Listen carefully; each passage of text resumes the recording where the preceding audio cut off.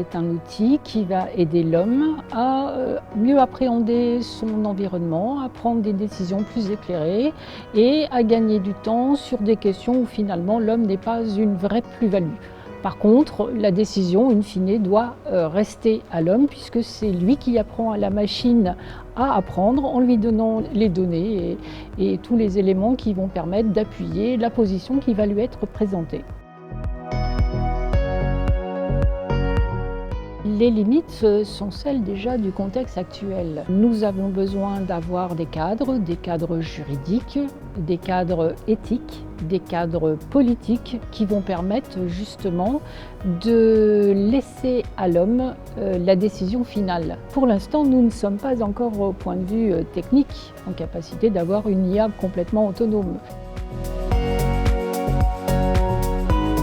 La décision autonome pose des problèmes en termes juridiques. Que se passe-t-il si la décision qui serait prise par une IA était une mauvaise décision, soit parce qu'elle coûte énormément d'argent, soit parce qu'elle a un impact très important sur la population humaine ou qu'elle ne répond pas à la situation pour laquelle elle a été sollicitée. Donc pour l'instant, les cadres juridiques sont en train d'être posés et effectivement, c'est une question qui emporte un impact très important sur la société, bien entendu, la société française, mais également au-delà d'elle, sur, je dirais, l'ensemble des pays qui pourraient être concernés et sur l'homme en tant qu'individu singulier.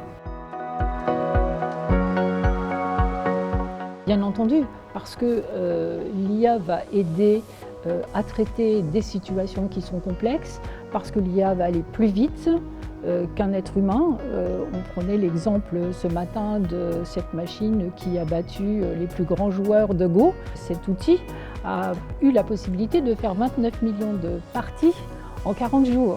Quel être humain est capable de faire ça? Aucun. Je pense qu'il faut utiliser cet outil comme un outil, comme n'importe quel autre outil pour l'instant, mais que ça ne doit rester qu'un outil.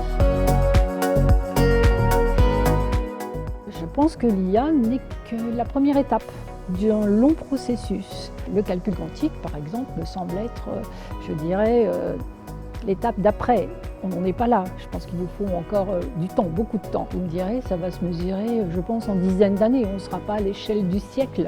Si on regarde comment l'IA s'est développée, finalement, ça va très vite à l'échelle humaine. Plus l'humain apprend, plus il construit des machines qui l'aident à apprendre plus vite, mais c'est réciproque, puisque l'être humain apprend également à la machine à apprendre.